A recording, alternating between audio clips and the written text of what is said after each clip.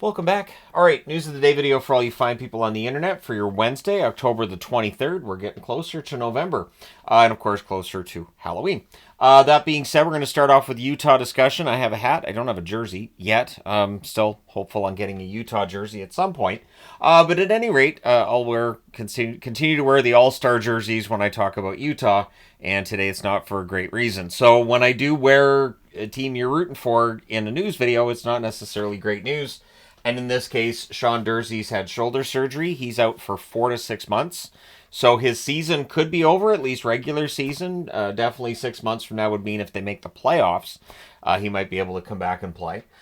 John Marino's had lower back surgery. Shorter timeline for him, but still 2 to 3 months. So Utah's depth on the blue line being tested. They've recalled Maverick Lamoureux, a former first-round draft pick, of course.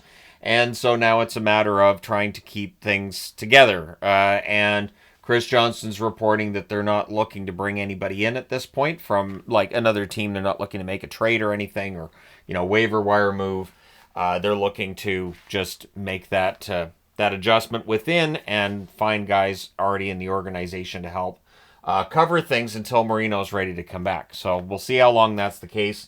But the important thing for Utah is to see the long-term picture here. It is year one. It would be great to see Utah make the playoffs in their first year, but this is a rebuild that they're basically finishing what Arizona started with this rebuild, and you've still got to do that part right. So, so far I think they're doing well. It's just too bad that we never did get to see what that top six in Utah was going to look like on their blue line. Robert Thomas, he is now dealing with a fractured ankle. He'll be reevaluated in 6 weeks. So St. Louis will be without him for at least the next 6 weeks, meaning it could very well be longer.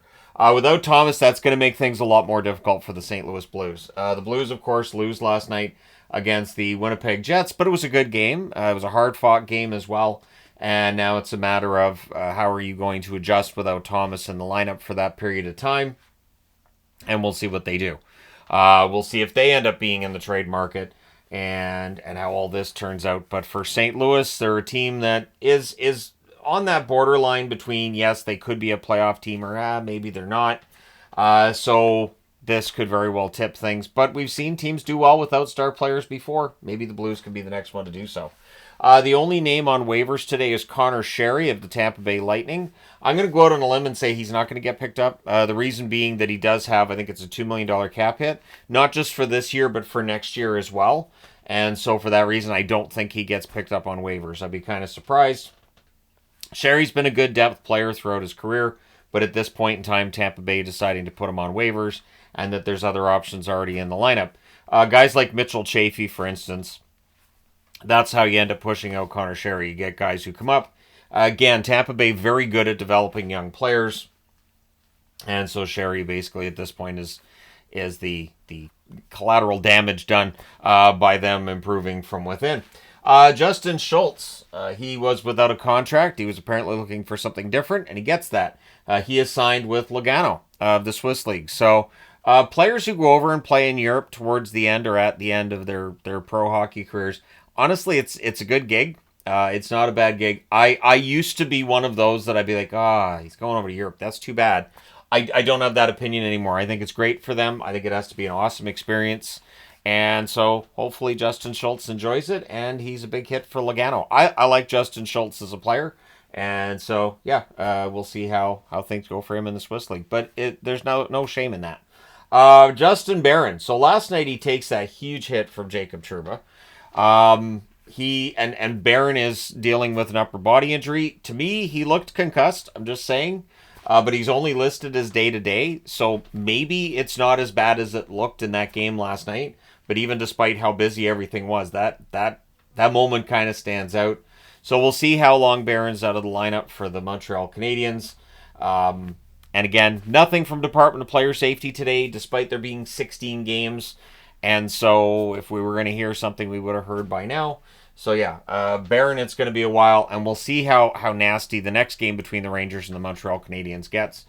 This is how those feuds really get going, is when there's a hit that one team doesn't like, and then the next game how do you respond, right? Trouba's not shy about dropping the gloves if he needs to either. So either way, the next game between New York and Montreal should be highly entertaining. Kevin Lankinen. Lankinen's been excellent for the Vancouver Canucks. I just wanted to highlight this. He is 3-0-1 in the net for Vancouver with a .941 save percentage. I don't think the Canucks had a great game against Chicago last night, but Lankinen was quite good and prevented the game from being a 7-6 score for Chicago. At least that's my opinion, but I'm a Lankinen fan. A lot of players that I like on the board today, but Lankinen being one that I think has done quite well for Vancouver, and this is why all off season. How many times did I say I don't understand why Lankinen doesn't have a contract? I don't get it, and here he is in Vancouver. So good job. The NHL, and I don't know if this was an accident or not. I don't know if this was somebody in the graphics department just not knowing, like, all the secrecy. I've never quite understood the secrecy around jerseys either, necessarily. But there's a post today about the upcoming Four Nations Cup, which clearly shows, at the very least, you can see what the USA and Canada jerseys are mostly going to look like. The jerseys for Finland and Sweden, kind of hidden behind the Canadian and American player. I know the American player is Austin Matthews. I think it's Connor McDavid for the Canadian team. At any rate, but I was so busy looking at that Canadian jersey because it looks fantastic. I have not seen a good Canadian jersey in a while.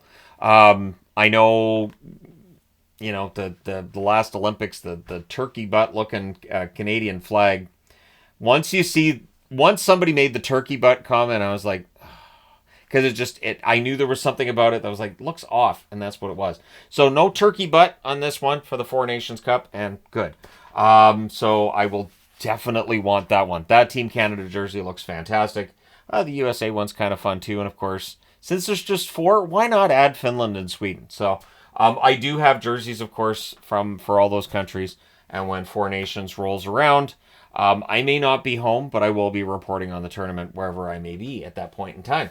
Good news for the New Jersey Devils blue line. Both Luke Hughes and Brett Pesce could make their season debuts, and for Brett Pesce to be his Devils debut this weekend. Last night against Tampa Bay, another example of how the defense, the goaltending have been a problem for the New Jersey Devils, and that's definitely an issue that they tried to address in the offseason. But when you got main guys being hurt like this, it's hard to show the defense is better. Brett Pesce's a very good defensive defenseman. I think that he could make a big difference for the New Jersey Devils. And, as long as one's left and one's right, you could pair him with Luke Hughes, and I think that'd be a good pairing. And, again, for New Jersey, they just need more consistency on the blue line, and I think having a healthier blue line would help in that regard. So after Paul Maurice signs an extension with the Florida Panthers yesterday, and it's a multi-year extension, he was asked about the extension he signed in Florida, and his answer is basically he will be the coach of the Florida Panthers for as long as they'll have him. He is very happy in Florida, and this is the thing too. People talk a lot about the tax issue with Florida, which fine, all right. So they get it's less taxes for players and everybody that's down there, but it also seems to be a really good organization people like to be a part of. And I think that kind of gets lost in all of he's taking less money because of taxes. Okay, but you also have to build an organization that players want to play for. And in this case, you have a coach that never wants to leave in Paul Maurice. And so I think that's great. And I think that's a sign, again, that the Florida Panthers have not only built a really good team that's won a Stanley Cup, but it might be a team that's at near the top of the standings for a while. So yeah, we'll see how things go there, but it definitely sounds like Maurice is there until they push him out the door someday. The number 1 draft pick this coming June could very well be James Hagens. He's the one that has the inside track on it, although he's not the only one in the running for first overall. I've seen 3 or 4 different names for potential first overall draft picks. I will be making videos on that, of course, in the coming months. But Hagens gets an A rating from the NHL Central Scouting, and he is again seen as the likely number 1 draft pick in 2025. It is early in the year, though, and we have seen before where somebody might be number 1 in October, and then by the following June, the number 1 draft pick changes. So we'll see if Hagens maintains that spot, but it sounds like he should. But it's going to be, I think it's going to be a pretty good draft class this upcoming year. But you guys can let me know your thoughts in the comment section below. I don't think there's bad draft classes anymore, to be honest. I think there's maybe middling here and there, but yeah, draft classes now are generally pretty good. You either get your superstars at the top or you get a pretty good mix of players and some good depth there too. So yeah, we'll see what the 2025 class looks like soon enough. Next June, I guess, we'll have a really good idea for what that class looks like. But let me know your thoughts in the comment section below as always. Don't forget to hit like and subscribe in the event you've not done so already. Thank you guys so much for all your support as always. There will be a panic index today. I know it's early in the season, but I don't think it's ever too early for panic. And yeah, and then hopefully I have something else to kind of announce soon. My wife and I were on a Zoom call today, and there could potentially be something being announced soon in terms of, I don't want to call it like a sponsorship, but something along those lines. And so I'm hopeful that all ends up coming to pass. But I can't announce anything until it's officially official. So thank you guys so much for all your support. I'm not going anywhere. No, I'm not going anywhere. If anybody's going to be worried, like, oh, is he? Nah, we're stuck here. So, anyways, thank you guys for all your support as always, and I will talk to you again soon.